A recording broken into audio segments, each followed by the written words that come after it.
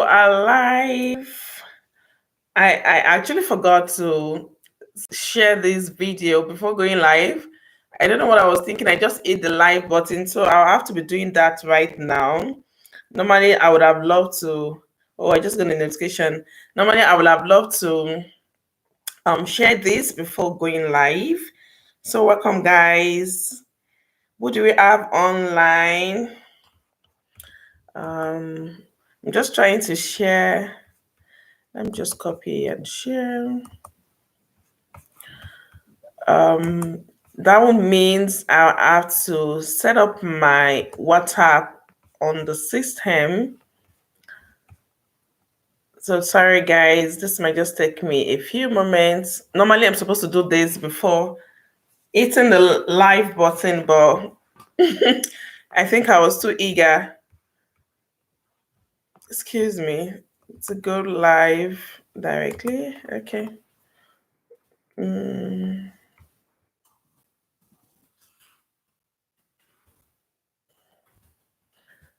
Okay, so I just shared it to a few friends, and I'm trying to share it also on Facebook. But if you're seeing me, if everything looks okay, please let me know. I've been having a bit of issue with my system, so I don't know if I'm looking a bit blurry.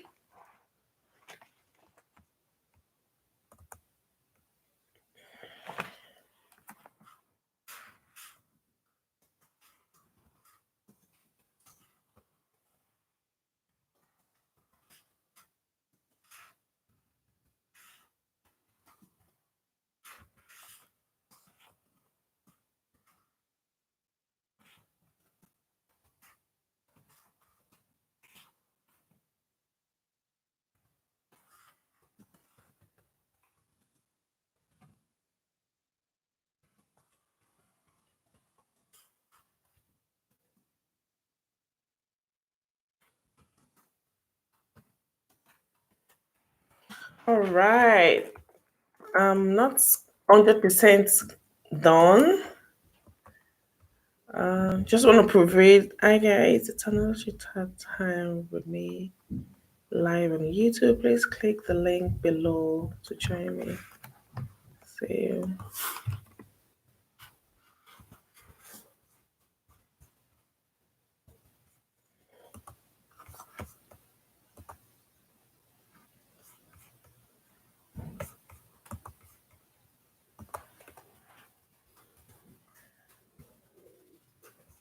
Okay, just a few more people to send this to.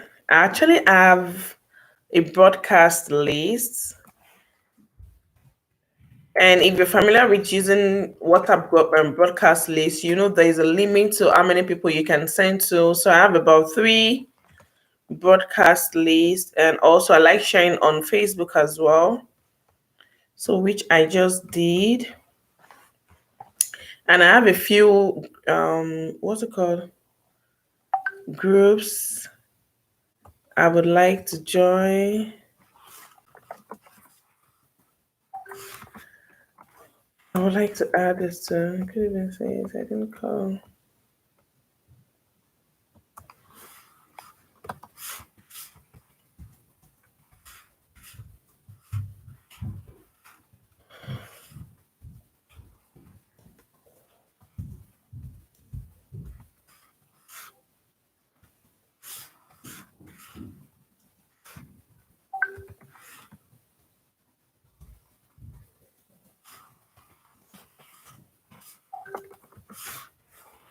Okay, guys. We're almost done. Okay, I think it's going to be easy for me to use my phone. Then I can go right live. Hi, guys. Welcome, Tokumbo. Thanks, darling. I think this looks a bit blurry. Let me know. What do you think about the picture? Like, I was having an issue with my camera just now. The zoom. Can you see me clearly and can you hear me clearly? Let's just do some tech check in before we go ahead.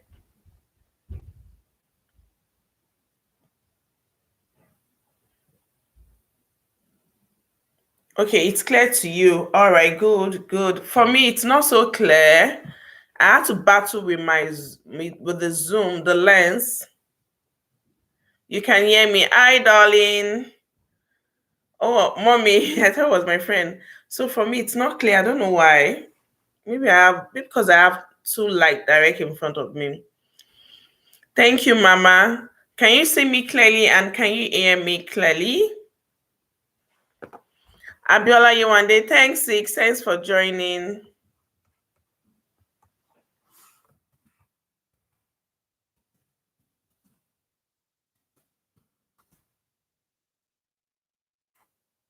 I'm trying to pin my number.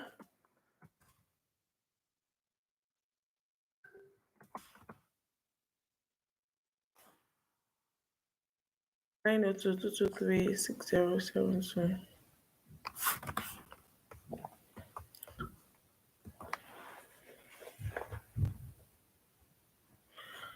Oh, thanks, sis. The background looks lovely. Thank you so much, Abiola. Thanks for your support. Thanks for joining. You can hear me clearly. Thank you, Mama. And you can see me clearly. Okay, I think we're fine there. Welcome, everyone. Welcome to another section of. I can hear you clearly. All right. Another section of chit chat with me. It's been awesome. Like when I went back to the previous video, I really enjoyed watching them, and I hope you guys did too. And thank you to everyone that had contributed. Sorry, guys, let me just plug my phone because people would call in as well today. So I wouldn't want to run out of power. I wouldn't want my battery to run out. All right, so I'm just gonna also silence my phone. Thank you, everyone. Thanks for joining. And if you're new here, you're very much welcome. My name is Temidayo Ojieyan. We do this regularly and we just come on live during the weekdays and we bring up different topics. We talk about things, challenges, and people have the opportunity to call in as well to add their own opinion about the topic. So it's been fun. So I hope you guys are going to enjoy it if you're just joining us. And so you may know I'm a YouTuber in Halifax, Nova Scotia, Canada. And I film about faith, food, fashion, beauty, and lifestyle. This is almost an anthem for me.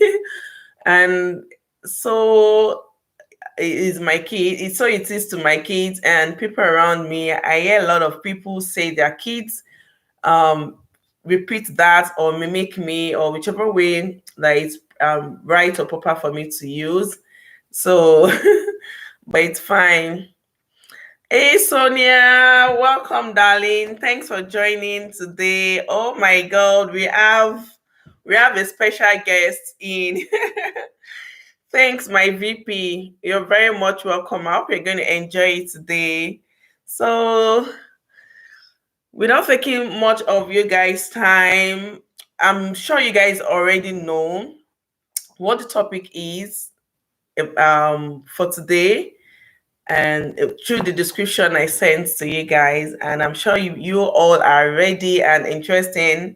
So you may know you have the opportunity to call in at any time. Just call in, introduce yourself, and let us know your opinion. I'm sure most of us are parents, and even though you're not a parent and you're watching, definitely you're still gonna be one. You're still gonna be one at a time, and I'm sure we all know that parenting doesn't only mean um, biological children.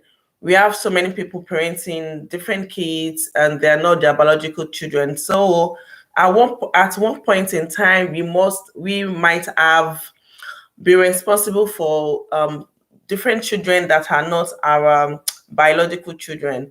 So I'm sure this cut across everyone, like being a male, a female, young one, you're still going to grow up to be a parent, or you're either a parent already. So, and I find this topic very interesting because um, it's the goal or the wish of every parent to train up a child in the way whereby they are confident of who the child is going to be or is at the end, like in the future and when the parents are old. So I'm sure most people are kind of interested in this, will be interested in this topic we're going to talk about today. So you guys can call in. I labeled today's talk common mistakes among parents, common parenting mistakes. And I'm sure you guys must have seen the picture I used as my thumbnail, that I said parenting is a relationship, and parenting is a relationship and not a role. And the reason why I stated that is because I see that most people tend to have a conceptualized idea about parenting, and of course probably through trainings or readings or what they've seen other people doing, and they feel, oh, it's just one way. And I am of the opinion that, of course, parenting is not just one way. We can't just come up with one way and want to train all our kids that same way, because individual children are unique in their own way. God has created us in different ways, and we are all unique. We even in our developmental stages, we grow up differently. So that's why you can't use same approach for all kids. Even with the parental styles we have, either you be an authoritarian parent using authoritarian style, or authoritative or permissive, or the nonchalant attitude, you still have to deal with individual children in a unique way. You have to understand who they are. That's why I've come up with parenting is a relationship and not a role. It's not a business, or it's not a job, a day job whereby you take and you've gone to school, you've learned something, like let's say like an administrative job. So it's not like an administrative job like you just go to work and this thing has to be done this way. No, parenting is not like that, and that's the mistake most people make. And another mistake most people make is trying to compare their kids. So that's just what brought about that topic for me, and tagging the thumbnail that relationship, I mean, parenting is a relationship and not a role. So let me just look and see who we have here. Welcome, guys. I see we have a few people that just joined us, but um probably because they didn't put anything in the chat, so I wouldn't know who it is. So it's always good when you join the live chat like this, you can just say hello so that I know who we have online. So I should have written this down, but it was so easy for me when I was trying to put things together, materials together, to use this sorry, excuse me, to use my notepad to talk about this. So I'm just going to go on to bring that up. And like I said, please feel free to call in. And it's a practical step. Like I said, do you know, guys, when I was coming up with this idea, a friend actually told me, oh, let's talk about parenting. I was like, oh, that's a good one.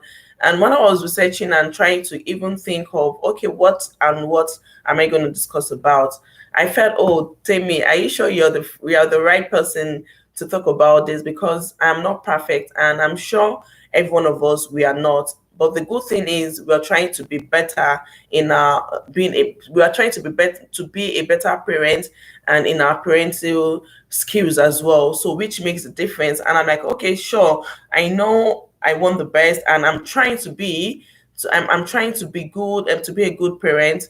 and I'm learning some things as I'm trying, as much as I'm trying to be. So it would be a good thing for me to share what I've learned, what I'm doing, the practical steps I'm taking, and I'm sure you all have one or two things to contribute as well.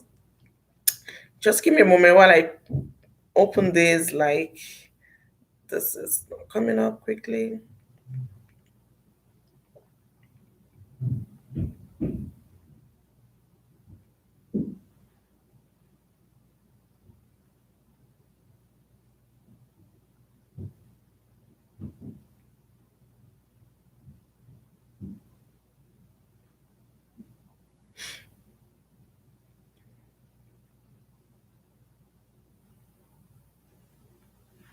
Okay.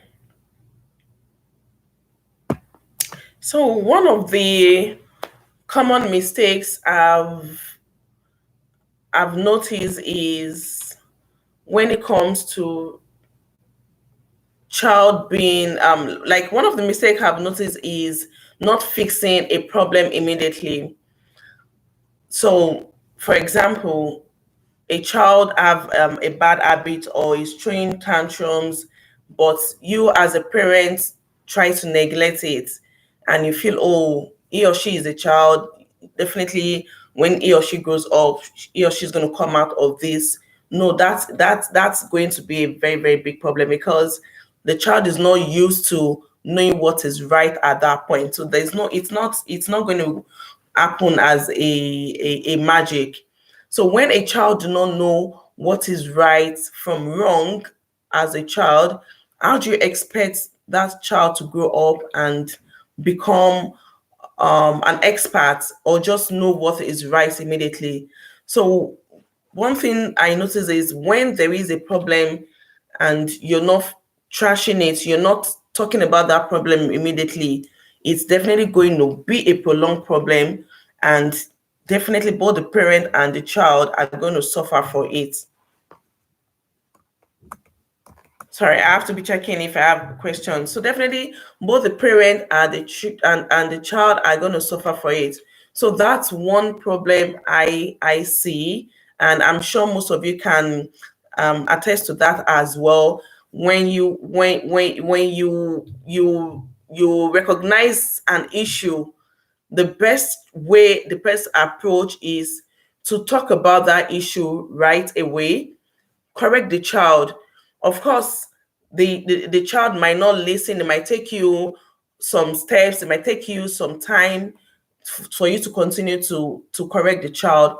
But when the child fails to listen, then you know that, okay, you might now need an external support regarding that issue.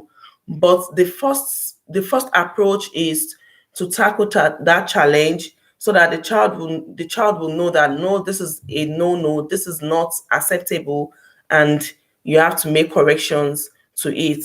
And this will take me to my next point: overestimating or underestimating problems. Guys, I know this it comes up with not paying too much attention to things. Sometimes the way we overreact to things would definitely make kids, can scare them at the initial point.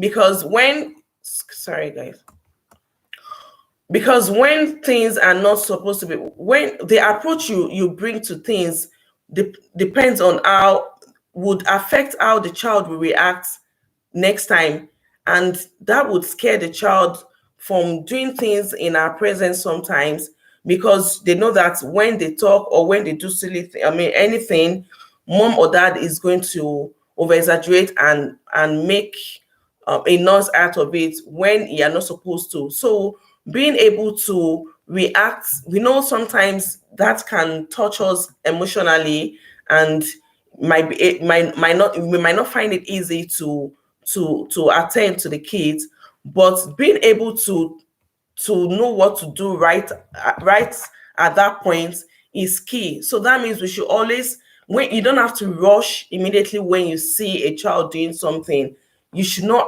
when and how to to react and not overreact on things. And there are some things that we underestimate. When we see, we'll be like, oh, it's not a problem. But if it's not being attended to at the right time, at that point in time, it becomes a bad habit, and it will be very, very hard to help the child out of that habit. So Randy, I'm reading what we have on the chat on the screen here. Parenting is another full-time job. Oh yeah, parenting is very, very full-time. It's a full-time job, and that's why sometimes we need help in sense that if you need to speak to other parents to know how they're doing things, or to also read.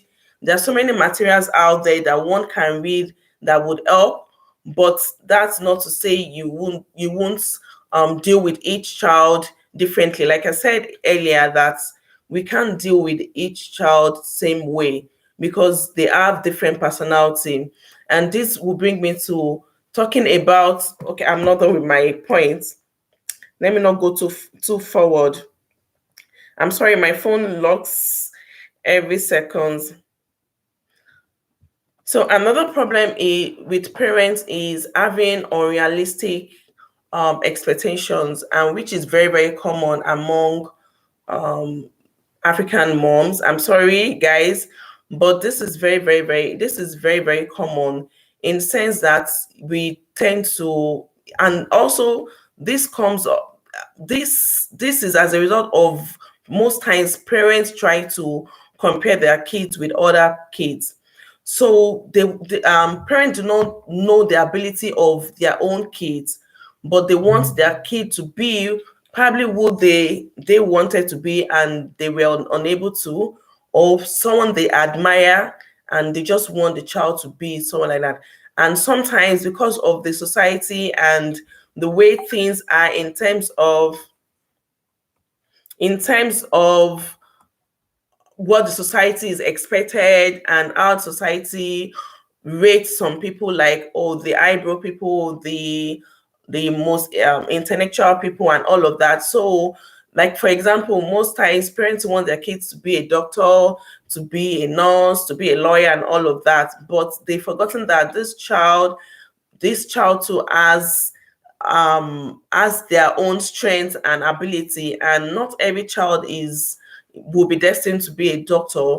So parents failing to know what their children's strength is a problem, and because of that they set unrealistic expectation and expecting so much from their kids. They don't want their kids to make mistakes and all of that. I'm not saying anybody want their kids to make mistakes, but we've forgotten that from when we make mistake, we learn from it. The thing is, you shouldn't just repeat itself. And sorry, we have a caller already. Just hold on, guys.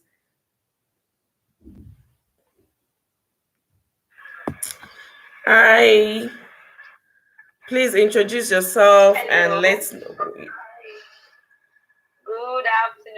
good evening. All right, you might want to reduce the volume of your TV set or your laptop. Okay, I've reduced the volume. All right, thank you. Okay. Yeah, my name is Tokubo. I'm calling from Nigeria. I'm a great fan of your page. Thank and you. I can see the hard work you're really doing. Thank you. Last time we spoke about marriage, and then I talked about parenting, which I think is very good. Thank well you. Done, thumbs up. Thank you, dear. Yeah, can I say something about parenting? Oh, sure. Before I would start talking, I would use this opportunity to say a very, very big thank you to my mom. A wonderful mom. A beautiful mom. Any day, anytime. When I look back, I'm always very grateful for what she has done, the way she trained me. I would say it any day, anytime. My mother did a good job. Parenting is not easy. We all know that. You would think you are doing your best. And at the end of the day, a child might not turn up for her to be what you want her to be. I know we have issues like that. You see parents crying, my child is not this, my child is that, I've prayed, I've done this, I've done that. And I will continue to tell parents, for me, I don't like unruly children. For me, it's zero tolerance. Because that was the way I was brought up. And as a day, I thought my mom was very mean. When my mother would shout, she would if my mother is talking to me, as a child, at a very tender age, you think I was a teenager then? At age 5, 6, she would talk to me as if I was already 18, 19, going to get married. But today, when I sit down and I look back, I will not lie to you. I say thank you, Jesus, for the way my mother trained me. That is the same way I train my children and any child that comes around me. Because parenting, they say it takes someone to give birth to a child. It takes a whole community to raise the child. True. Hope you know that. Oh, yes. A whole community to raise a child. In the olden days, you know, when you go wrong, your neighbor can correct you, you know, your all those area women, all those mothers around, they'll say, can't you see me? You know, they all come together to raise children in the olden days while I was growing up. But now, it's another thing entirely. It's another ball game entirely. You see a parent correct another child, and the child you are correcting, the mother is talking to you back. Who sent you? Leave him alone. That's why, that's why we have so many things going on around the world. You see some children doing cross-dressing, so many things around, because if you go and involve yourself in another person's child, you don't know the results you might get. You might not get a very good response from the person's parents. Do you understand? Yes. So parenting is another job on its own. It's very deep. It's very broad when it comes to parenting. I don't know if you've seen this program, Super Nanny, Strict Mom, Strict Dad, Strict Parent. I watched it on TLC, whereby you see another parent, they'll tell a child to go to another parent's home that are very strict, to go and learn some lessons there. I watched that show on TLC, Super Nanny. I would see her go to people's home to train their children for them. Do you understand? Yeah. Those are the kind of programs that we have now. But in the olden days, there was nothing like that. I don't know what in Africa, where I live in Nigeria. I'm calling from Nigeria. Do you understand? I don't need anybody. The Bible says, spare the rod and spoil the child. I would train my child the way my mom trained me. Because my mom worked out for you. My mother would tell you, learn how to be yourself.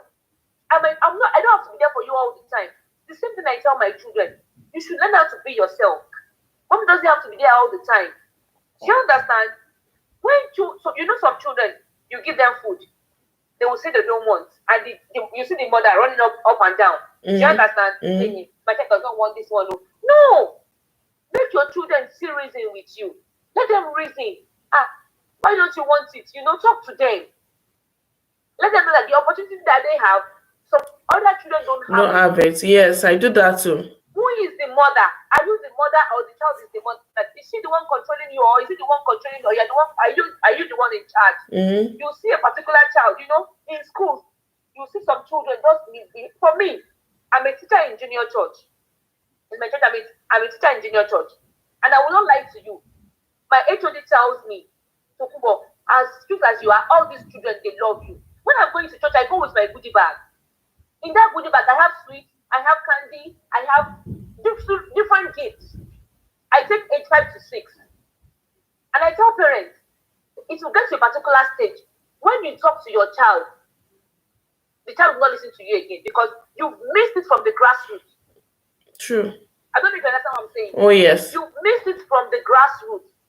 From ages 1, I would say ages 7. If you don't handle them with iron hand, it will get to age 9, 10. It will be as if they are just blowing your trumpet anyhow. They won't listen to you because from the grassroots you've gone wrong. I don't know if you understand what I'm trying to say. Oh, yes. Yeah, the foundation is very important. When I go to church, when I go to my class, I will see my children. You see parents coming upstairs. I'm sorry, ma. She told me you told them to bring book and paper. I said, yes, this is my class. When they are coming to church is a Sunday school. We call it Sunday school, right? You do the right thing. When you're going to school, you don't leave your bag at home. When you're going to school, You don't leave your bag at home. Yes. You take your bag to school. So when you come to bed and leaving your book and your pen and your Bible at home, and we are saying, raise them in the way of the Lord. How is that the way you are raising them in the way of the Lord? No. So I will not lie. Most parents have, they've lost track in raising their kids. No, but no one is perfect. We are open to, learning. We are all open to learning. That's if you are open to learning. If I'm going wrong, do you understand? I stand to be corrected in raising my child. I take children, my name first. I take them extra lessons. And when they come to my house, when they get to their house and they start telling their mom, Chapa's mom did this. She was singing. There are ways you raise children. You raise them with love. Let them see reasons with you. If you want to correct them, I don't beat my children. I don't beat. But once I talk, they don't. Yes. They say something they don't know. When I look at my child outside, he knows what I'm saying. When I look at him, he knows that enough is enough. I don't have to talk all the time. Do you understand? I'm going to give a scenario. There was a particular day I was at the salon, and it was my neighbor's house. But it's a salon. They have a salon. I was there, and they offered my son golden moon. And they said they were even asking him, do you want hot or cold water? He said, no, I want warm water. And I was there. He couldn't even ask me, Mommy, can I take? That was disrespectful of me. I tell you today, that was the last time my son would ever take anything from his Did you correct that child right there? I didn't correct him there. I allowed him to do whatever he wanted to do. He took the golden moon. And when we got home, I told him, do you want to die? He said no. I was there. You could not even ask me. That is disrespectful. At times, it depends on the age. Then and then, there's some kids, you correct them. But at a very tender age, you tend to say, okay, let me leave them to freelance. But when you get home, you correct it. At times, I correct them outside. Yes. It was my neighbor's house.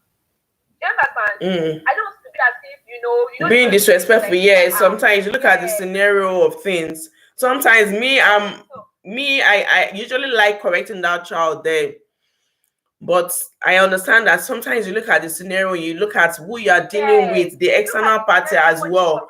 Because they might not take it lightly and feel, oh, do you think you want to poison your child? Or, So I understand. I couldn't correct him. So I'm like, when we got home, that was the last day. So, and I told him, people can give people poison. People can do this to you, people can do that to you. So when you want to eat, before you put anything in your mouth, you ask your mom. I'm telling you, if I'm not at home, and their dad give them, if they would, daddy will, he got to say, your dad will say, are you okay?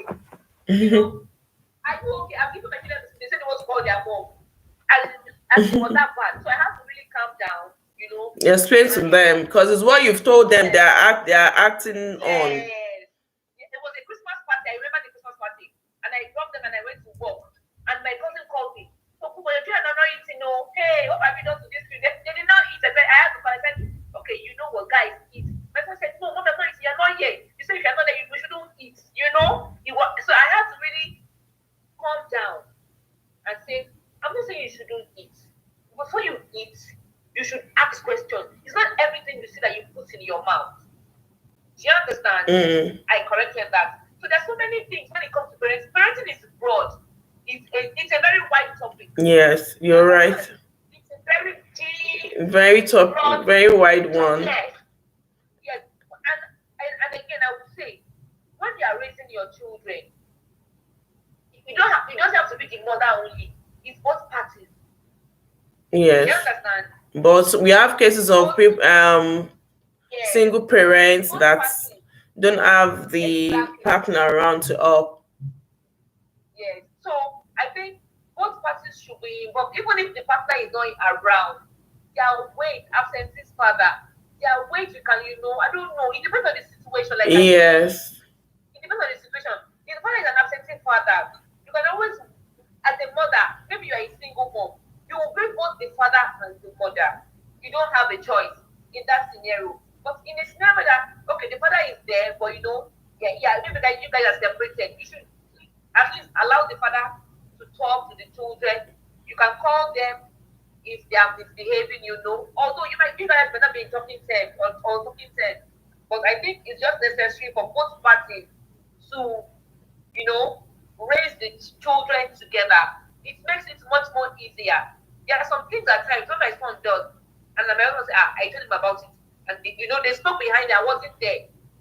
Their dad already corrected the scenario Listen, that don't yeah. do that next time, blah blah blah. So when raising a child, you raise a child with love and affection, so many things to be done when raising a child. Yeah. And no, they're not the only one raising a child. When somebody is correcting your child for you, please accept it with love. Yes. For someone to correct your child for you, that doesn't mean the person is So many bad. people can't deal with people correcting their child. Yes, And I think it depends on how they are being corrected as well, which is my next point actually, but you can go ahead. Yes, there are ways of correcting children. There are ways of correcting. You don't just shout. You're right. You're just taking out the point from my mouth. Some are extroverts. Some don't like you shouting at them. Yes. If you notice the child doesn't like you shouting at a particular at them, you can call that child with love. Hey, darling, you don't do that. That's rude. Okay, can you say sorry? Not like, hey, no, you don't. You don't shout back. Run away from you if you do that. So yes. The parents sitting down watching you that she doesn't correct my child that way, and you are doing it that way. The parent might take offense. Yes. And I will say to parents, if a child is correcting, if another person is correcting your child for you, and you are taking offense, don't correct that parent in front of your child. It's wrong. Yes. You can call the parents aside. Sorry, madam. He's a small boy, but I don't like. There are ways of doing things.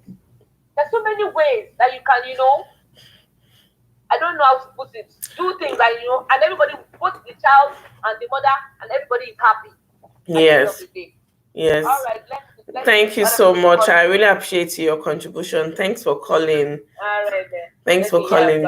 Yeah, you almost said what my fourth point is. Hello, Kingdom Lifestyle. Thank you so much for calling.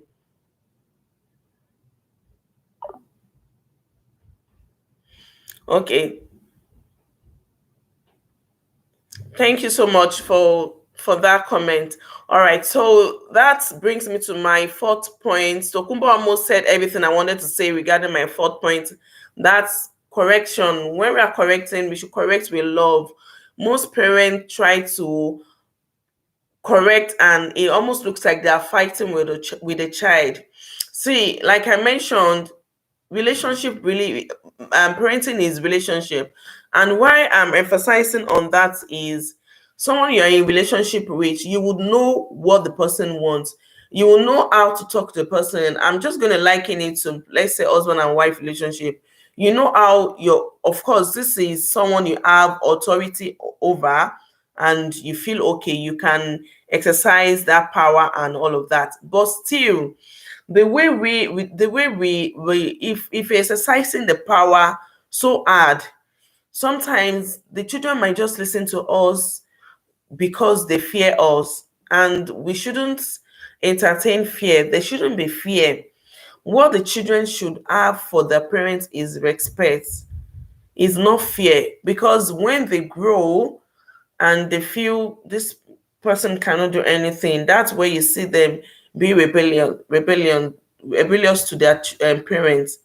So the best approach is to correct with love and not fighting back, not correct that act they are doing. Obviously, we know all parents love their children, even the parents that abuse their children. Some way, somehow, they will say they love their children, but their own habit, their own reaction might be as a result of the experience or how they were brought up, or whatever situation they found themselves in. But that does not still rule out that every parent love their children. So we should correct with love. I know it's not easy, and most of us, it's the way we are brought up, so we don't know how to just. I really admire, since I moved to Canada, I really admire the way the Canadians talk. Like, it's an habit, it's how they were brought up to. And don't think it's not achievable, don't think we can't do it. I know we play around it like, oh, like me, Nigerian mother, man, I will shout. Like when you see them, when you see them correcting their children for doing something wrong, they talk in a cool voice, in a fine. That doesn't mean they don't still have children that doesn't listen, but still we've seen a lot of them when they correct that the children listen. And it's really really commendable, and it's one thing I've emulate. Like I like to emulate good things. I know some things I might see it as good, but I may feel, oh, it might be hard for me. But no, I'm not competing with anybody, and I want the best for myself, for my kids. So if I see a mother doing something, let's emulate it. So my point is, let's correct with love. We are not fighting with our children. You don't have to shout over them. I know it depends on the situation. I can't really think of what my child can do that can make me very, very, very mad. But still, it's a training. It's something that we can train ourselves to do. I know so many people be like, it's hard, take me. It's hard, but people are doing it. But you can ask me again that, oh, they are doing it. That's the way they are brought up. They were trained. Yeah, that's where they were brought up. That's the way, that's their culture. But it's actually training. So if you are being mindful of it, if you're conscious of it, definitely you're going to be able to do this by to correct them with love and not shouting. Tackle the issue and not the child. It's the issue that you should focus on, but not shouting. And because shouting at them make them afraid. When they make them afraid, you make them timid. It affects them different ways. You might think it's just only you. No, it's sometimes affect. It goes further to the way they react outside. It affects them, and some of those fears are in us as well, because that's the way we were brought up.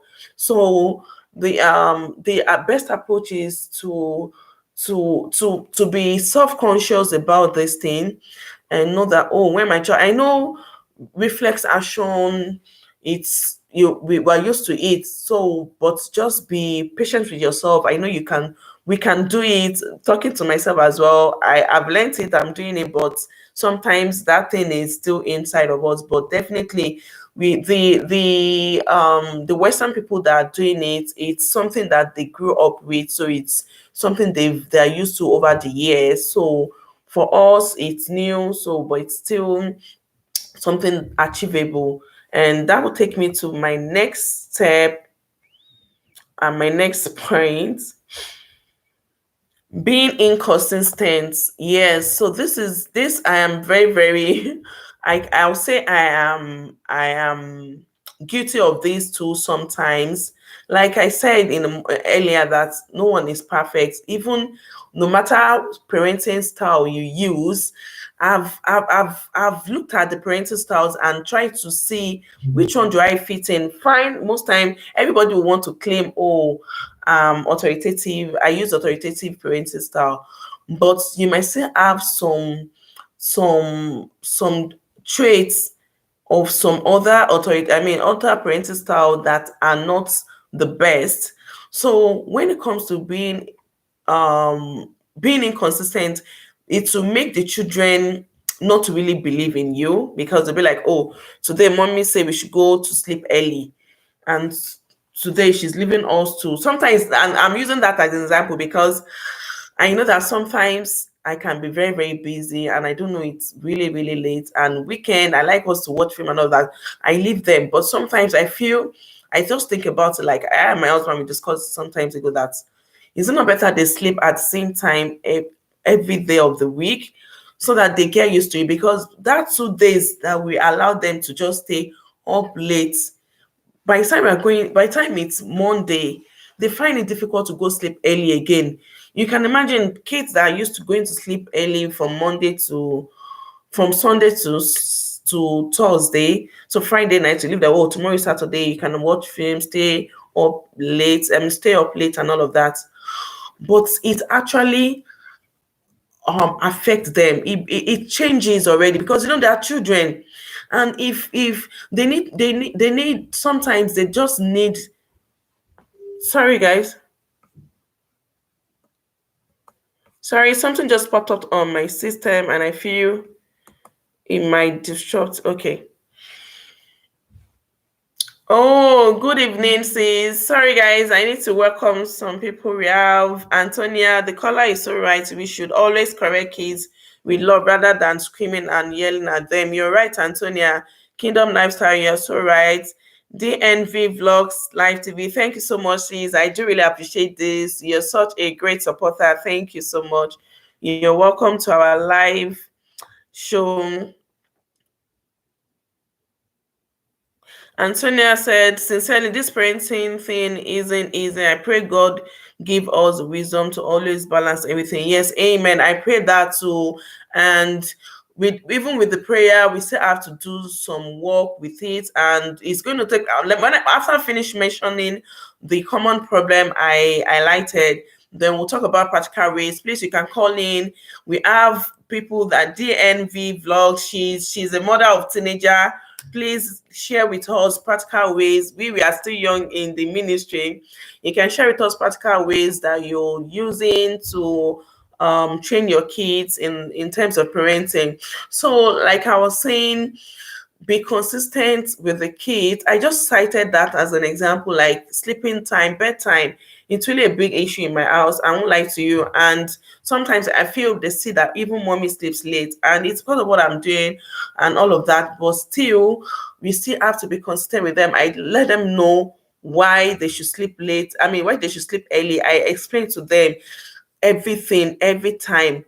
And kids, they just want to be up and everything. I tell them, okay, it's okay, just be in your room.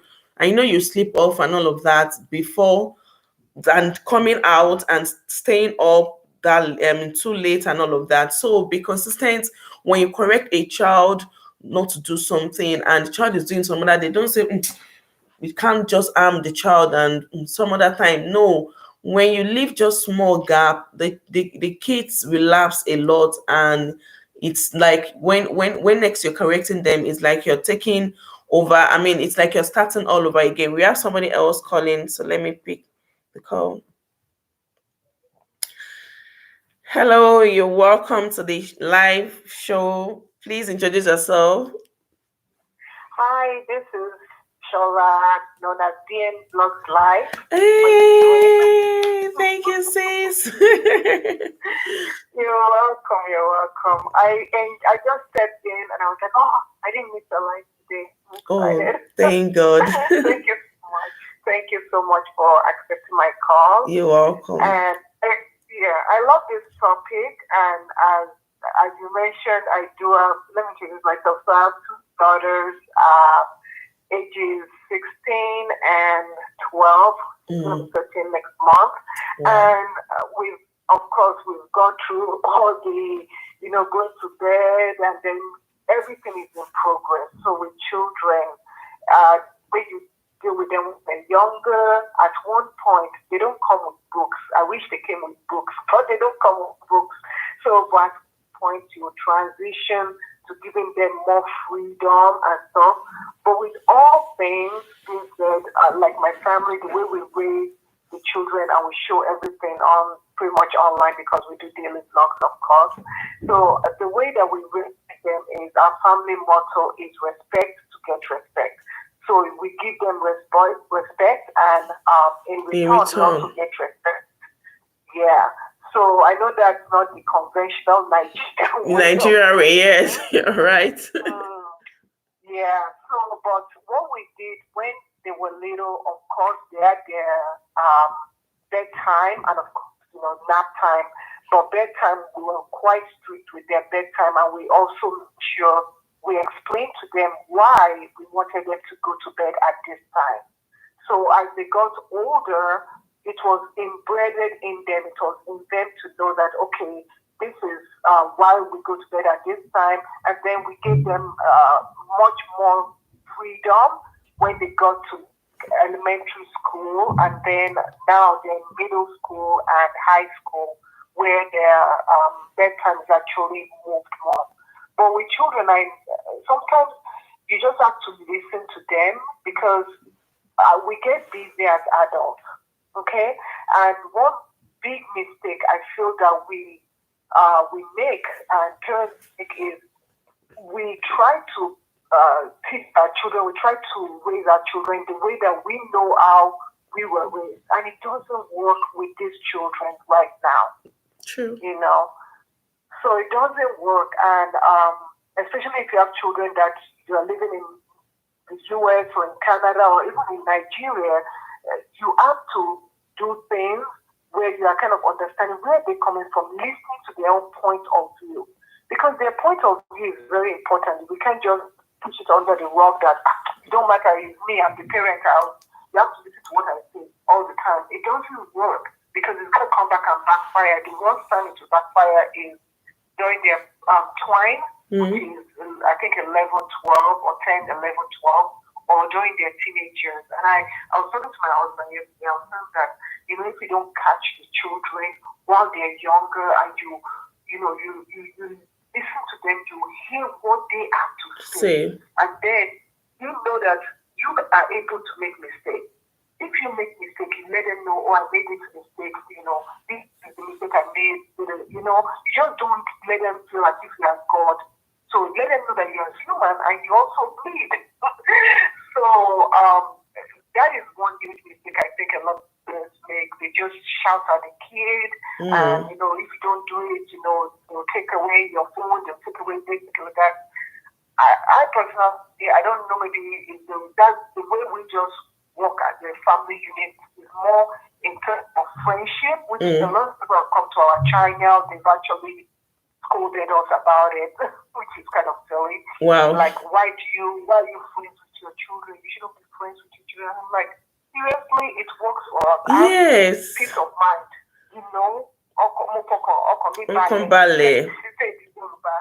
So I have peace of mind that the way I'm raising my children gives me peace of mind. I'm raising them to be respectful of other people, and I'm raising them to look, they have a say in the family unit. So that's one mistake that I think a lot of parents make. So anyway, so let's talk too much. No, that's fine. Thank you so much. Thank you so much. Thanks for sharing these tips. Thanks for calling in. I do really appreciate it. And I'm sure most everyone here too enjoyed and appreciate your input. We hope to see more of you. Oh, thank you so much. I really enjoyed your show. Thanks. Thank Have a you. blessed day. You too. Okay. Please. Bye. Okay. Bye. Yeah, those are great ones. Like what our caller just said. Thank you so much for calling. She mentioned being strict with the kids, like it's flexible, like the way they were behaving, the way they were training them when they were much younger is different. And the motto in their house is respect for respect. And of course, we know that's not the usual thing with the African parents. And she also mentioned that they are friends with their kids. Like if I'm sure, I don't know if she saw my the design for the thumbnail, like the relationship, you should be friends with your kids no matter how young they are, because especially at this age, gone are those days that parents were not friends with kids, and we just see them as one human being that you have to be scared of and all of that. But this time around is different, because if we look around, kids tend to play more with their peers. They want more time with their peers, and these are kids that needs to be, I'm referring to the other peers now.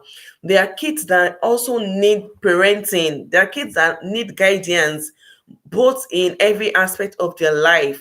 So what do you expect when they want to spend more time with their peers than their parents?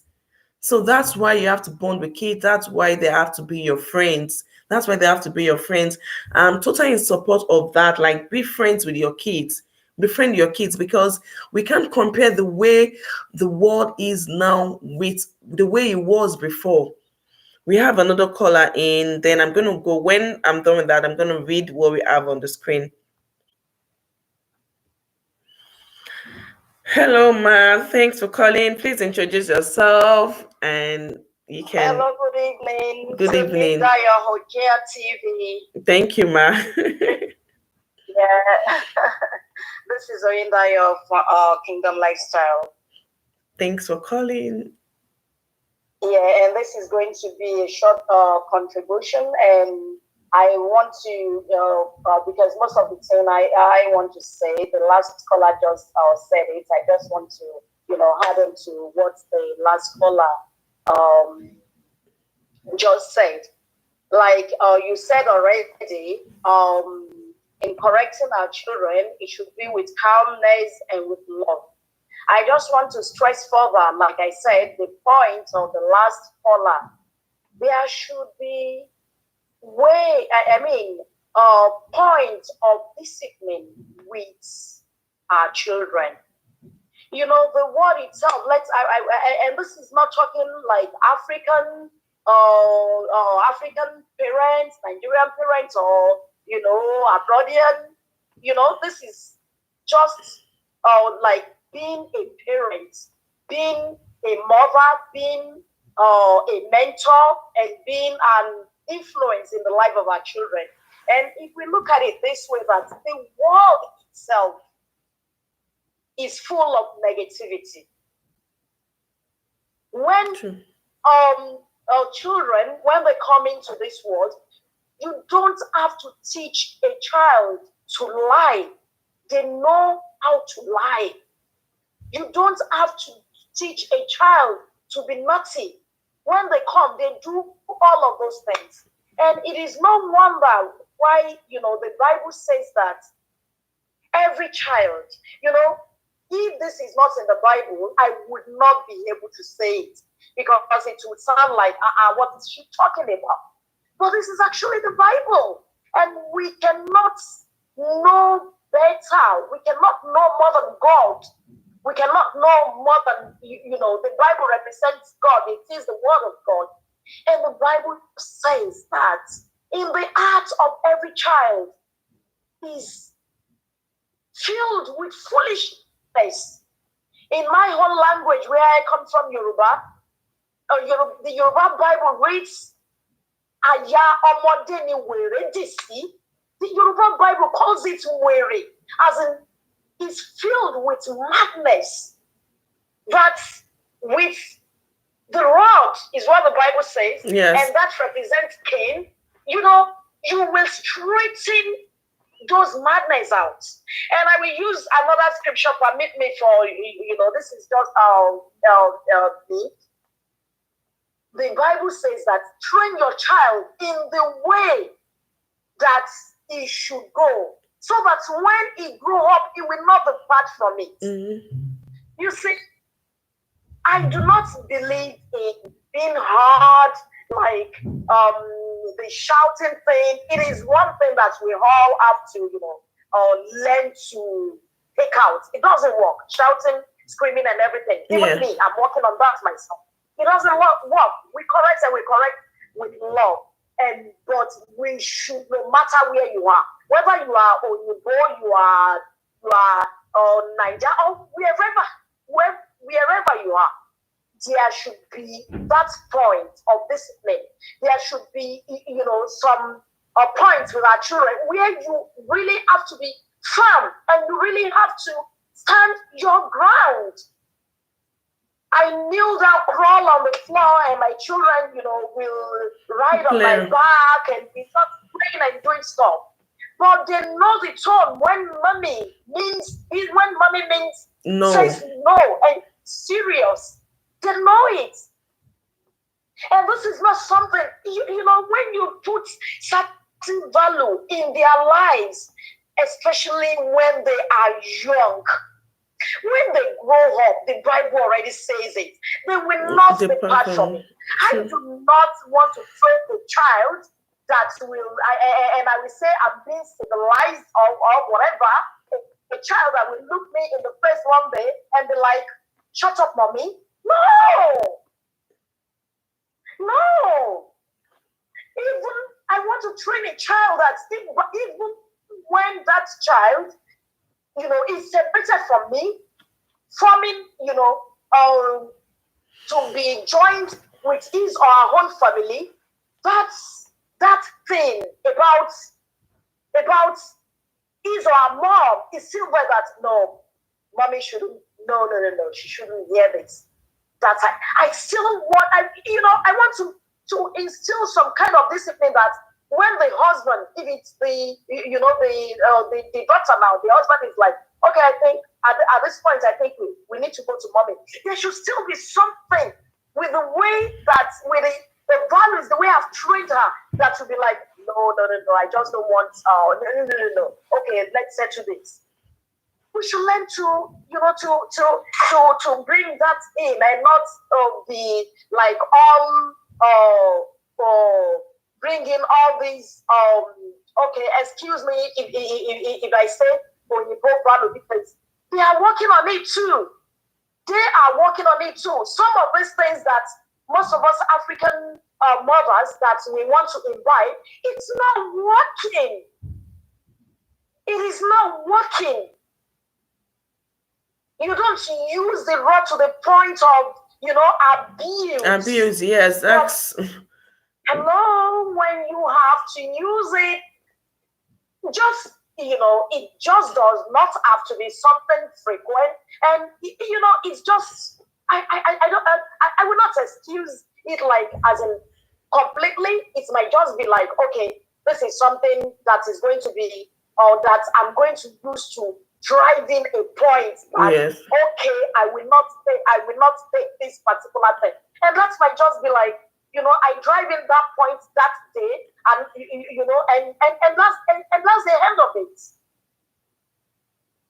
The Lord will help us because we are all still learning. Nobody is perfect. We are not perfect, and that is why I appreciate you for bringing up this topic. That is why a program like this is, very awesome, because when we learn from comments. I've learned some things from people that called in, and like that, taking bits and bits from one another, from everyone. Us, yes, get them one day in the name of Jesus. Amen. Well done, sis. Thank you, sis. Thank you, ma. Thank you so much. I do really appreciate your point. Thanks for calling in. And before I forget, she mentioned. Okay, are you still there? Thank you so much, Ma. Thanks for calling Kingdom Lifestyle. I do really appreciate your call and your contribution.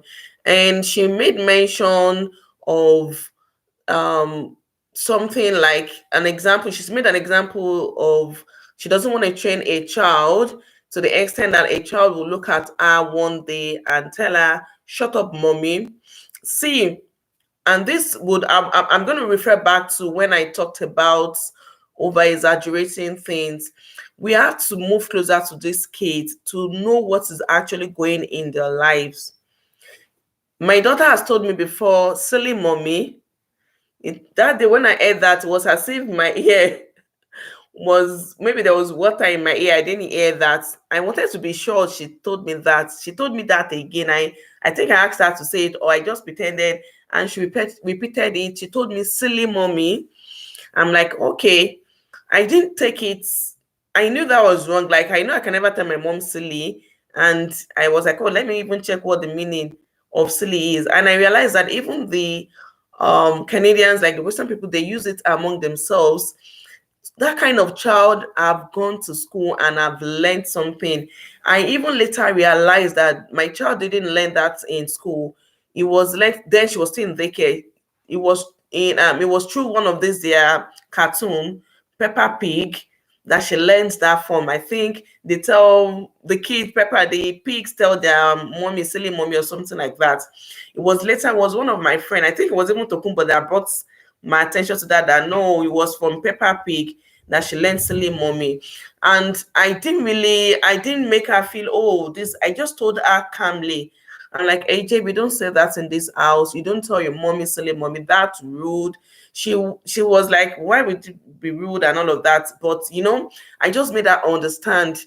And believe me, she has never said that again. And I've heard other parents who say their kids talk about that. But I think I can't remember if I ever told them what I did. And my daughter never said anything like that. So we shouldn't ever over exaggerate things. Like, we should try to be in known of what is happening. It's not those days. So don't let anything catch you unaware, because it's when we are caught unaware that we over exaggerate, that we like. And when you over exaggerate, your reactions will be rational, and the kids are watching, so it's your reaction would either make them um come closer to you, or you push them. And the basic thing, our main goal is we want to we want to be friends with these kids. We want to gain their trust. So we don't want to do anything, not that we won't correct them. We mentioned how to correct them, correcting them in love. Sometimes it might be, or it's still in love, you might be strict, but you're still correcting in love. So we just have to understand that, because you're shouting, because you're correcting them slowly, subtle, and being calm, doesn't mean you can't be strict. You can still correct in love and be strict with that. So I'm going to go through what we have here on the screen, then we'll go on with our points. Okay, Sonia said, children thrive with routine. Parents break it sometimes in the name of bonding or being flexible. Balance is everything. In everything is great, but breaking routine doesn't help them ultimately. I'm going to come back to that. Thanks, Sonia. We have another caller. Hello. Hi, sis. You're welcome to the show. Please introduce yourself. You might want to reduce the volume of your TV or your phone or whatever you're using, so that it doesn't echo. No, I'm not using anything. Okay, that's fine. So please introduce yourself and have the floor. My name is Folakemi from FK1 and Family Channel. You're welcome. Okay. I don't really have much to say because I've listened to all the callers, and most of them have said most of what I actually had in mind to talk about, and I've learned a lot from them. I just want to thank each and everyone, especially I think the second or third caller that already had a teenage children. I learned a lot from her. Yeah, But DMV there's something vlog. I'm going to talk about that I think nobody has talked about that is actually working for me. Like going back to our roots, traditionally, it's not difficult. It's very difficult talking to children. Sometimes it's very frustrating. You will be frustrated, like you will know when you start shouting. But when you start talking to them in Yoruba, I don't know, maybe there's something about dialect that calms children down. I don't know. Ever since I've started doing that, like when I say, they will just compose themselves. I don't know. Okay, I feel maybe they feel that that's when mommy enter serious zone. There's another thing, like we should learn to teach our children signs. They understand signs more than when we talk. That what Yoruba people call oju. Yes. My children, I don't need when I'm talking on the phone, I'm using my hand to talk. I'm talking with my eyes, and they understand what I'm saying. And when I do, they understand what I'm. If we should try that maybe when they are very young, in the next 5 years, you wouldn't even need to tell them what to do when you're leaving the house. They would have known what to do before you come back from. And I'm just saying. Yes, it's part of it. Ever since I started doing that, like I'll just say, okay, today we are not speaking English. There's no French in this house. Today is Yoruba Day. They know that day is a very serious day, and nobody is shouting at anybody. Nobody is beating anybody, because they know when I say, oh yeah, everybody will just, there's something about our talent that we don't use properly. And in this part of the world that we actually meet ourselves, it's very difficult to even say, sit down there. You are already shouting. Yes. And it's even against the law. It's so funny, kind of. I know. So, hello? Yeah, we can hear you. I was just buttressing what you were saying. That is the only thing I want to add to everybody's point. Like, thank you. Try and just put in our dialects in our house. command that respect with our dialect, not by beating, not by shouting. I shout a lot, but immediately I discovered that these children are already building a lot of fears in their heart. And when I just say, Gabby, who did this? You start saying, it's not me, it's a little. Yes, it makes them even no, say what they're not supposed to say. It makes them lie sometimes because they fear. Like, but now when I talk with my eyes, I know when to tell them, I don't speak. Like something happened in my house yesterday. I could control them with just that dialect. These French people cannot even understand what I'm telling my children. Good. You understand? So there are some things that we shy away from because we're in the Western world and we are just thinking the parenting is not easy. It could be easy if we do it the right way. Thank you. Thank you so much. That's a big one. Thanks for your contribution. Thank you. Yeah. So I feel that way. All right, sis. Have a good night rest. Now that makes a lot of sense. Like, of course, we have a root, we have a background, we know where we are coming from. So if you can also, like, different things work for different people. If you can also inculcate the habit of speaking your language, it works for her. Some other person might want to try that as well. Oh, it's working for some.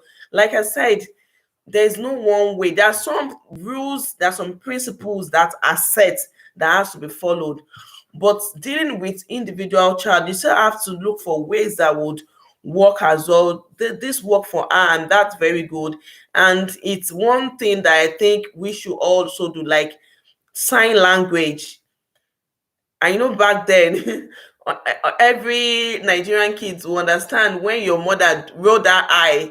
You know what what that one means. If you're about to collect something outside and they give you that eye, But sometimes I think that also comes from fear. But my own point here is I want us to have a relationship with them without them being afraid. Let it be respect, because if they fear us, they'll outgrow the fear. They will outgrow the fear sooner or later. But when it's respect, like DNV vlog said, when it is respect the kids, they will respect you back. And like I was just thinking, I know some people that have male children and they're very, very, very difficult. So I know some of us might find it easy, like, oh, because your child is cool naturally and all of that. I know that, but parents still need to seek help, read books, talk to people. There are ways people have gone through this. There's nothing new on the earth. So let me quickly read before I go too deep. Let me read what I have on the screen. So I was reading what Sonia said. She said children thrive with routine, which is true. When there is routine, they follow it. As even when you're going out of the routine, they'll tell you, oh no, but we're supposed to do this way, we're supposed to. So that's true. Parents break it sometimes in the name of bonding and being flexible. Yes, just like me, most Friday you want, and sometimes in the name of bonding, and I'm still going to go to that I'm still going to go to that.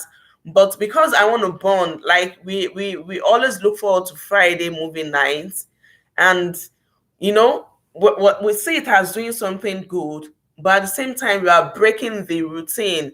So we should look for what works for us. So I'm going to go to that point. What the practical ways I'm doing that now that would make us not to break that routine. And she also mentioned in everything. Okay, balance in everything is great, but breaking routine doesn't help them ultimately. Yeah, you're right. Breaking routine would mean that you're going to start all over again when you want to implement that routine. So it's better let it be a constant thing. Fear doesn't work. Kids will hide things from you when instilling fear in the game plan. Yes, you're right, sis. DMV Vlogs Live TV. Fear doesn't work. I know that certainly, that fear doesn't work. it can't take us anywhere. So we're going to be talking about ways to get kids out of fear as well, and most importantly, we need to work on ourselves. When we are talking about all these things, I look at us as parents, even we are children, because most of us too have our limitations. And now we are married, we have kids, we are parents, and we just want to suddenly be perfect. We've forgotten that we have some habits too that we have that we don't even want our kids to see as well. So we need to first identify those problems. Some parents who cannot keep routine. Most of us want to lose weight, but you can't see a plate of jollof rice and take your eyes away from it. Now you're angry that you told your son not to do something and they're doing it. Have you checked yourself? We have to work on ourselves. So those are the practical ways. Those are the solutions I have stated down that I'm going to be sharing. Great. Hello, everyone. Miriam, Miriam Go TV, thank you, sis. Thank you for your constant support and share of love. God bless you so much. Tokumbo Odunjoko said, yes, so my son says it too, but now he doesn't watch Peppa Pig again. At times, things that they say comes with the age. Oh, sure, you're right. I know that. Sure, I think you're the one that told me that that silly mommy thing is from Peppa Pig. So you're right. This Sorosoke generation are quite different from Benudake generation that I belong to. Parents of this present generation have lot of work to do. Yes, ma, we have a lot of work to do. Your generation is Benudake, and I think most parents then instilled fear in their children. So out of fear, most of them listened. And if you notice, as soon as they are grown, they turn out to be something else. I know there are some things that there are some values and some parental styles that we need to borrow from the old system and join to what we are using, combine with what we are using. Believe me, the old system, they got it very right. I don't think any one of them had to sit down and discuss how to train children or read books on all of that. But things have really, really, really, really changed. And what has changed is the society. So it's now a busy society. Everyone is busy. Believe it or not, when I sat down to think of where this problem is coming from, I realized that it's the change in the old thing. Gone are those days. I mean, those days, most of the parents weren't working like the women and all of that. So they had time to sit back at home to to um to train their kids right way, right? But now it's a busy world, the world whereby technology, everything is technology, and everybody is trying to be on top of the game. So you as a mother, you are busy with, I mean, both parents busy with your daily jobs, trying to keep up with social activities with friends, and so many other things that are taking our time. So now we are all busy, and what happens to the kids? We get them engaged with things that will keep them busy as well. Is either from school, they go to the daycare because nobody is going to stay back at home to take care of them. And from daycare, they come back home, they eat, the little time was supposed to bond with them, they're watching TV or their tab or doing something else. You're catching up with either friends on phone or Facebook or Instagram or whatever it is that keep us busy. We all know that. Please put it in the comment section, things that keep us busy. Yeah, gender equality to take over. Everybody is working. You're right. Gender equality. Everybody wants to work. Everybody wants to have the money and all of that. So, because all of these things are in place, like the change, the both parents are working. Everybody is busy with different things. So now people now get attractive and attached to different things.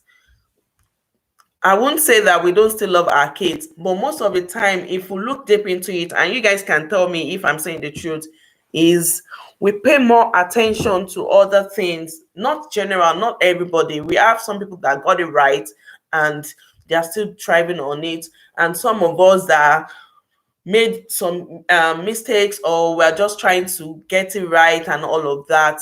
Most people we pay more attention to different things, and anything you pay more attention to is definitely important in your life. But do we spend that much time with the kids? I've heard a story of a child saying, I don't know if it was real. The child says, "Oh, mommy, you leave us your why is it that you keep your money so safe, your gold and all of those things so safe? You lock them in your room, but because of the maid or the house help that stays at home with them, but you leave us with the children." I think I read that online, and the mother busted into cry like, "Oh, that means," and the child said, "Definitely that thing is more important than I do." Of course, if it, like, nobody wants to hear that from your child, because you feel so pained and you'll be wondering what has been going on in that child, and you want to redeem yourself. So those are the so that's when I start going into practical steps. Like, we need to be conscious of these things we are doing. Like I mentioned earlier, most of us have some bad habits too. Sometimes you might be on Facebook and you you will spend 2 hours. You've wasted 2 hours that's supposed to be productive. I know some of us are into digital business, social media, all of that. So you can justify that. But even as much as we are creating content, we still need to keep up with other people, encourage them, learn from them as well. But still, there's some time that we just while away because we don't have plans. See, there's nothing we can do. The world has changed. My first point is we should have a schedule. We should have a schedule. Having a schedule will help us with both our career, if it's business, career, keeping up with friends and family. Like, all these things are important to be scheduled in your journal. So and follow them strictly. When you follow them strictly, you will see that all those extra time you have wasting around, you won't, because when you're creating the journal, first of all, you list out all the important things to you, and you list them in order of, that's what I do. Everything I want to do, I list them in order of importance. Then fix time with your kids. I know it's not easy now, but you can't be too hard on yourself. But still, you have to take a step. We have to take a when last did you spend time with the kids? When last did you sit down with them, check what they are listening to on the time? Like I said, parenting is relationship. It's not a role. It's not something I'll just come and do and go. It's not a scripted it's a script that I'm given to play and I'm gone. That doesn't have to do with my emotion. Of course, we know how it is to play a role in a movie. You don't have to have emotion. You don't have to have emotionally. You don't have to be emotionally attached to the person, but you play the role of girlfriend and boyfriend. You play the role of husband. You play the role of children and all of that. Boss, those are role plays. Parenting, it's not, most people think of, oh, it's my role, it's my no. When we begin to see it as a relationship, then we begin to things begin to take a new look. When we begin to see it as relationship, we begin to place more importance on it. I'm not saying we don't, our children are not important. So they are important to us because we feel, oh, she's Rumor says my child, also AJ is my child. See, guys, I'm guilty as well. But believe me, I'm working on all these things. Like I said earlier, I was like, Temi, you're not fit to come and discuss this thing. You're not fit. But if I say I'm not fit and nobody is coming out to discuss this thing, it keeps growing. But I have already recognized my own shortcomings. I've recognized it. I'm trying to work on it. Let me come out and share with people. I'm not saying that's the ultimate I'm not saying that's the ultimate thing or anything, but let me share. People would have their own ideas to share with us. Then sometimes we can also hold ourselves accountable. Like, I'm doing it now, and somebody can reach out to me, oh, tell me, thanks for this, blah blah blah. I'll be like, oh, thank you, and we could start exchanging words, and with that way, we'll stay on top of the game. So first thing is, I like to talk too much, guys. Please, first thing is, let's make sure that we include all these things in our schedule. If it's 3 times a week, pick those days, maybe 30 minutes, 1 hour. You are the one that you know your schedule. Spend that extra time with them. Before, there was no too many series movies. So even when you come, you be with your children and all, but now parents are watching series, kids are playing games. Like, that time is not there. And this would also help us eliminate those period whereby we tend to break routines, like that time of family bond. I can put it on Saturday. I can look for time, because I now know that, okay, because I'm now knowledgeable about some things, that the kids, I can't break their routine. I want them to sleep at a certain time. Then I know that Friday evening is not a good day for family movie. I can have family movie with my husband. If we like, let us not sleep and be there. But because we have responsibility to pray, we have responsibility in the part of the kids in parenting them, then we cannot fix time. Just like you consider people in your office when you're creating time, let's put them as a priority as well. When you're creating, your schedule is not complete if you don't have your kids time in there. Sometimes it could be just to take them out for movie. Sometimes it could be reading, Bible reading. There are some things that are very important, like reading of the Bible, like the Word of God. That one shouldn't, it should be scheduled, but it shouldn't be at your own time. So, like I said, you have to put them in order of importance. It's very important to teach the kids the Bible. They have to know God. And all these things, there are no basis without God, right? So that one, even though it's 30 minutes, even it's 20 minutes, do it. When I started the Bible reading thing, we usually read for long and all of that. And then I realized that, oh, it wasn't work. Sometimes when we come back the next day, I'll ask that they might have forgotten. So now, no, it wasn't so long. Sometimes we read a long, just one chapter. And sometimes one chapter can be very, very long. Sometimes it might be short. We'll move to another one. But what I do is that I try to read maybe one chapter with 2 days, depending on how long it is. I might just break it into 5 verses.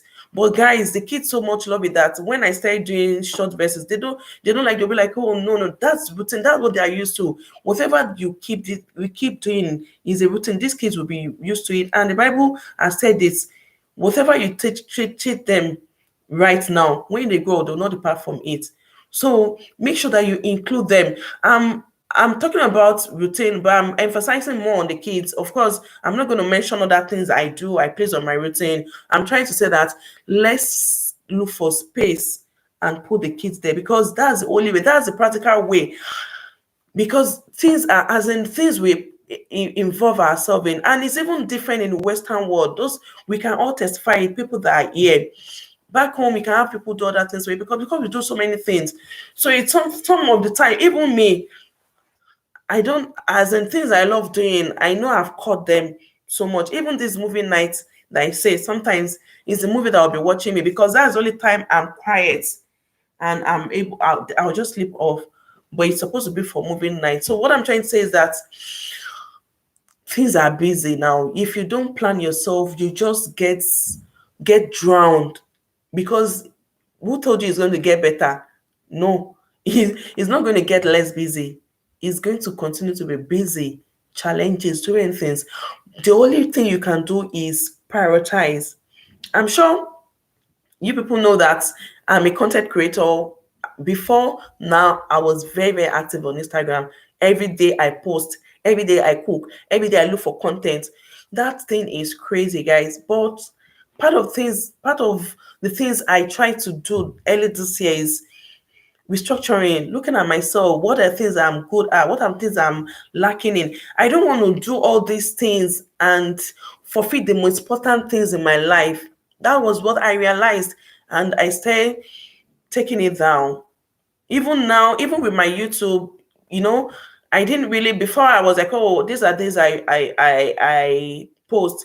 But I didn't do that because I'm still working on all those what fits in for me. I would say it's even this week I realized that okay, how I want to start posting on Instagram. I can't be there all time. Being there all time, so many things were suffering from it. Let me go and see if we have anything.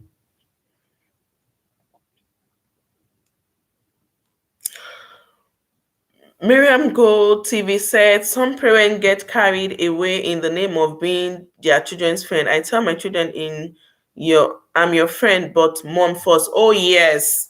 Yes, parents shouldn't get away with that. Yes, you still have to be strict. There still have to be limits. You have to set limits and boundaries. That's part of the that's also part of the issue. We have a caller, but I think the caller doesn't know we are online. I don't think Tim is here. All right, so I had to cut that line because that's my friend calling on a video call. So I'm definitely sure she doesn't know we're online yet. So some parents, so that's why we have to, so that's part of the issues, the common mistakes parents make when they don't set boundaries and limits. You have to, because these kids, if you give them all the free and they're going to misuse it, and they're still young, we are still molding them. So they are not grown enough to make decisions themselves. So we have to set boundaries and limits. So when you are there, even your friends, you know what they do. But even when they respect you and teach them values, I believe they won't misuse the friendship thing. So that still depends on the parents. How much respect does your kids have for you? How much respect do you have for them as well? But still, let there be limits, let there be boundaries, so that all these things doesn't get misused. Thanks for all these points. That's from FK1 and family. Ronke hi, to see me. You're welcome. Thanks for joining us. God bless you, ma. Parents should learn to apologize when they are wrong. It's very important. Oh yes, that's very, very key. It's very, very important. I do that too. And these kids are very brainy. Like it's not those kids that they can't even talk. Now they will tell you. Children that correct us now, they correct you when you speak wrongly. So if you if like gone are those days that parents are like this and children are so far from them, so scared to talk. No, if you wrong your parent, I mean your children, if you do something wrong, it's very easy. And we also, another thing we fail to realize is they learn because they see us doing it. They are watching us. They learn what we do. They are seeing us acting all those things.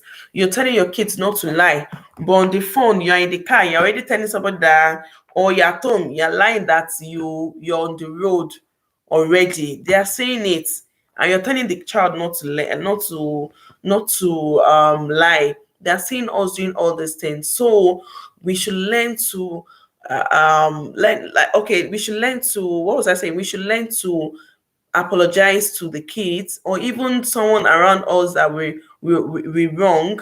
Let them cultivate other habits from us. Every good thing, like I said, we have some shortcomings too, we have our imperfections too, that we need to work on.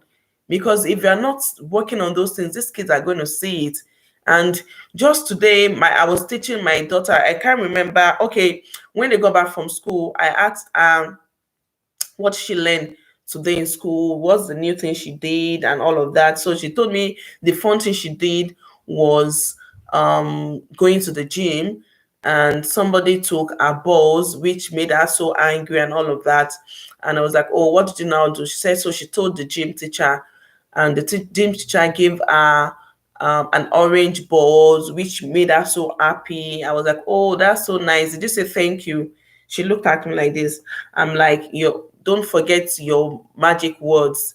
I made sure that I corrected her there. I could have overlooked it, or if I'm not being conscious about this parenting, I won't even ask her to know what had happened. So that's another habit we should cultivate. Let's always engage them, talk to them, ask them how they are doing.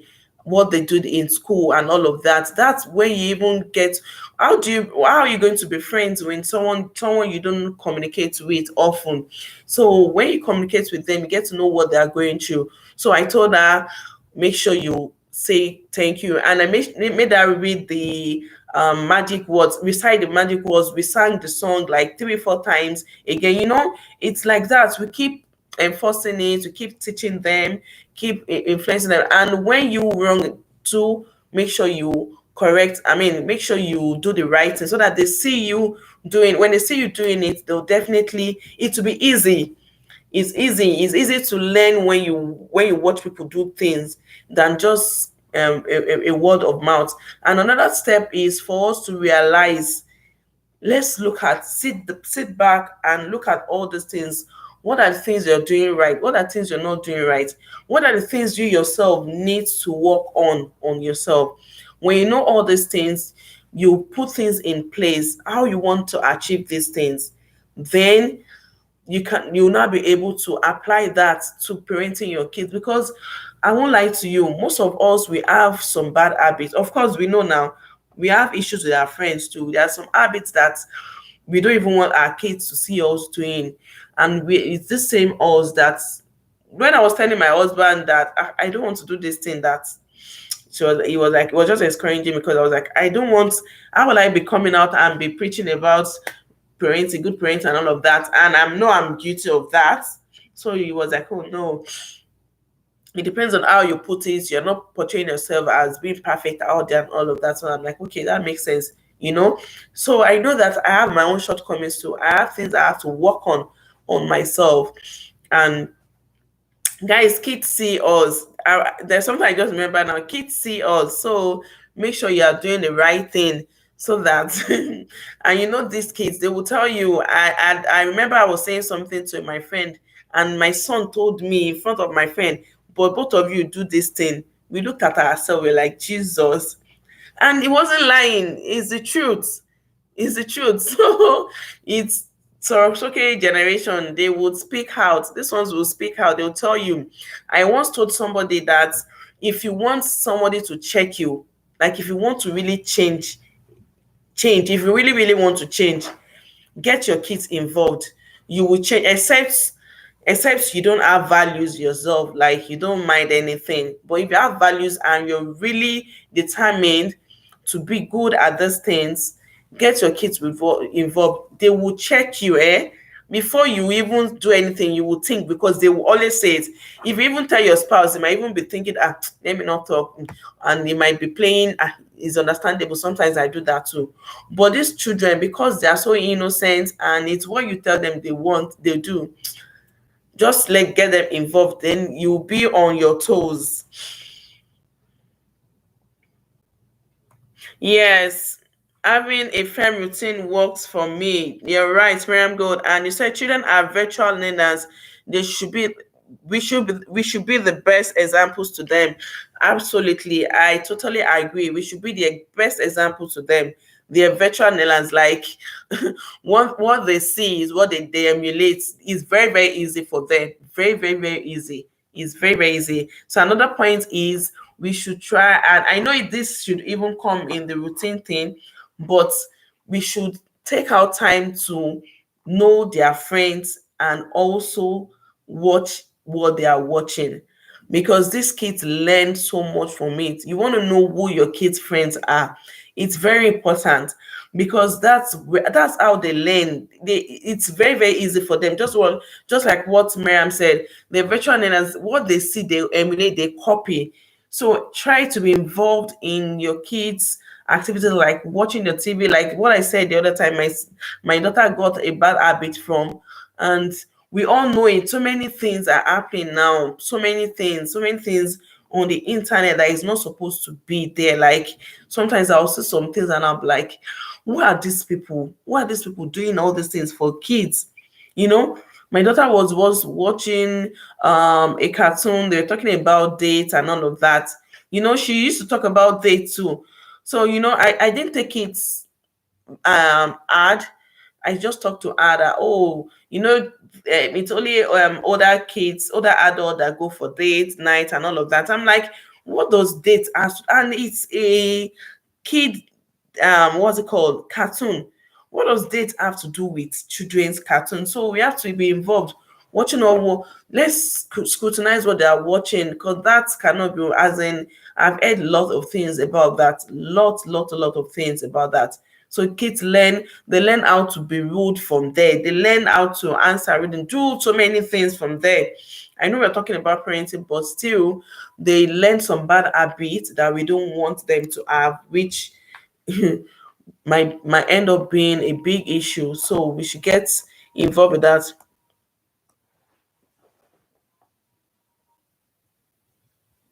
Okay, so Sonia said, "Oh, lovely suggestion at getting children involved in changing habit. I trust my kids; they will choke me till I change her." You're absolutely right. Getting them to get them involved. Just tell them, they will never forget. These kids, no way. They don't forget. You're right. Yes. Sorry, guys. Let me just take water.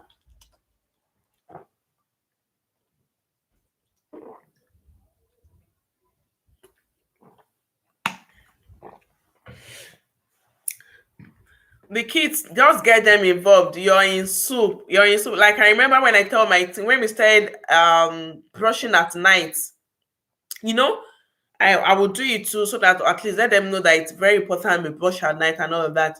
Days that I tell them we are going and brush at night, I've changed to my nancies, I've gone on my bed, they'll come and remind, Mommy, have you brushed your teeth? you know so it's a good thing. If you need someone to check you, just get your kids involved. You're checking yourself, you're checking them too. So you're absolutely right. Abiodun said, I pray for all present parents that Holy Spirit will give them direction in training their children in a godly and appropriate manners. Amen. Thank you so much, Ma, for the prayer. It's very important. It's very important. We know that God has to be the foundation. Some kids are born naturally cool and you find it very easy for them, but some kids are hard, but it's still the same God as created them, but for a reason in that way. So we still need to pray, and God will guide us on how to, the Holy Spirit will guide us on how to deal with each children individually. That's what I believe in. I know the way I treat my daughter is different from the way I treat my son. I can't treat them the same way at all, at all. And another point I want to mention is getting the kids involved with things, the house chores. We're still talking about parenting, but guys, all these things work together, because when you get them involved, they start having that sense of responsibility. And having that sense of responsibility, they also start getting busy doing other things than just sitting down with some kind of maybe games or TV or doing other things. So I am doing that, and I would, any parent that is not doing that, so far your child can move, can carry, even the little ones wants to do things. And we all notice that when the kids are more when they're more younger, they like to do things even before you send them. But as soon as they get to that some certain age whereby they start having interest, they start having their own interest, they start knowing what they like, then they stop doing all those things. And this is part of the things that we should work on. So even though you have your own interest, you still have to follow the rules of this family. The family interest too should interest you. Keeping the house clean should be your interest. Making sure you clear your table, assisting mommy in the kitchen, assisting daddy, and all of that should be your own interest too. Should interest you. Whatever is important for this family should interest you too.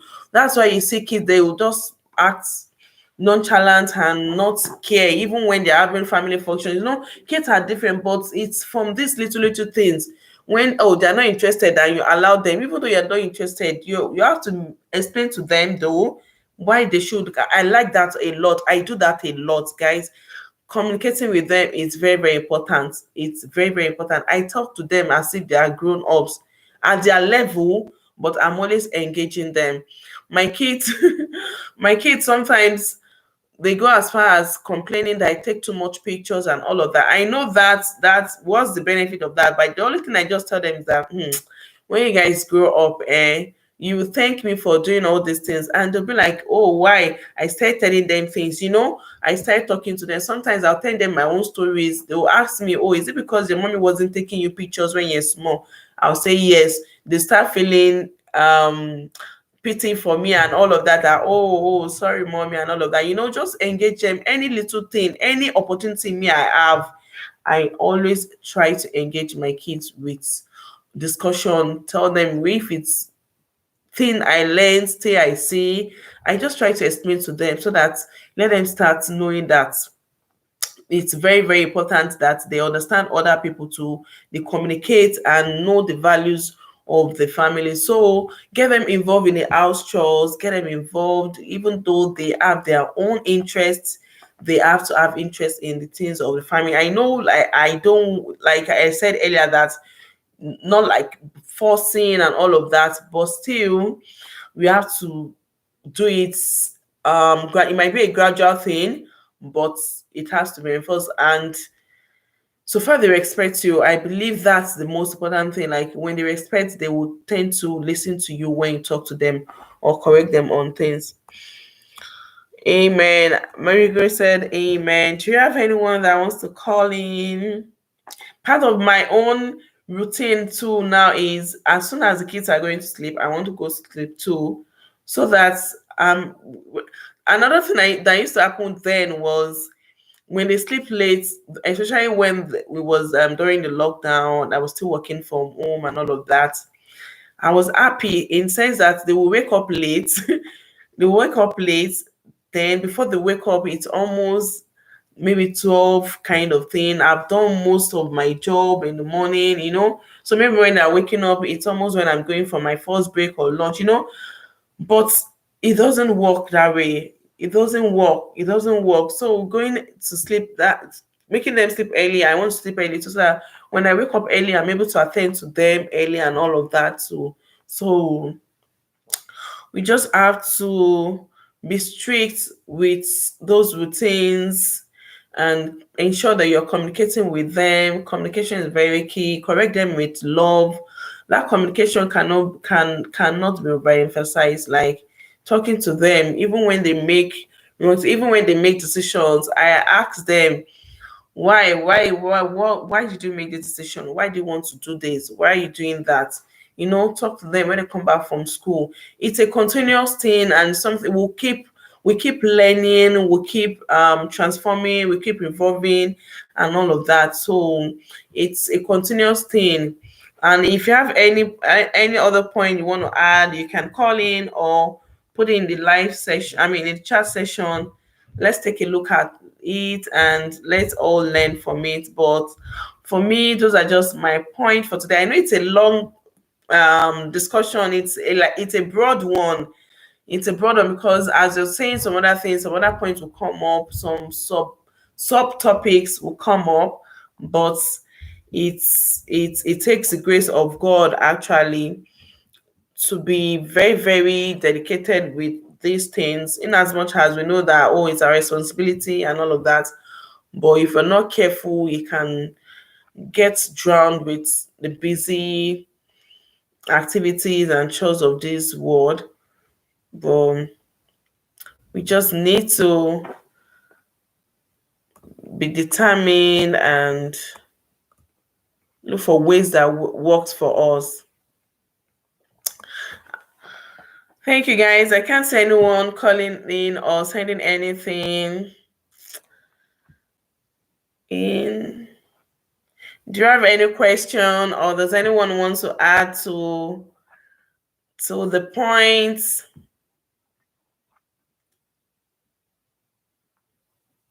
I want to use this opportunity to appreciate everyone that come on to discuss with us, or everyone that called in. I truly appreciate you all and thank you for this great thing. Like, me coming out to say it is also checking myself, also putting myself out there, like Temi, because I don't want to say something I'm not doing, and I don't want to come out here like so. Even as I'm saying it, is even going to make me work more on it, because I want to come back next time to discuss and give you guys positive response on how I've been able to grow from the last time we had the discussion. And you know, so I won't catch up tomorrow. It's past midnight here in the UK. The topic tonight, Temidayo. Thank you, sis. God bless you, Miriam Go TV. God bless you. I do really appreciate catch up with you too. Thanks for always coming, always joining the session. Thank you all for coming. Thank you for everyone that called in. This really means a lot to me. Thank you for your support. Thank you, everyone. Thank you. We're going to be ending the session here. I don't want to take everybody's time. I'm trying to follow my own routine as well, as much as possible, as well, like setting my own bedtime as well, follow things well, because when you don't follow things, you're definitely going to waste time, pick up things that are not important, leave the important ones. So it was supposed to be a 2 hour session, but it's almost 2 hours, and that's because I joined late. You know, sometimes technology system camera was having a little bit of issue. I know it's a bit blurry, but it's still preferable than what I had earlier. I want to say big thank you to everyone. Thank you to every one of you once again. I can keep on saying thank you. We're going to end it here. I hope to catch up with you guys some other time this week, definitely not tomorrow. I'm not sure. So I have other things stated, but I should be going live this week. If not tomorrow, by Friday. I'll let you guys know. Either tomorrow, Wednesday, or Friday. Thursday is fully booked for me, but I'll be available on Friday or tomorrow. Thank you, guys. Thank you. Have a wonderful evening. Have a wonderful night rest, all, and stay blessed. Bye.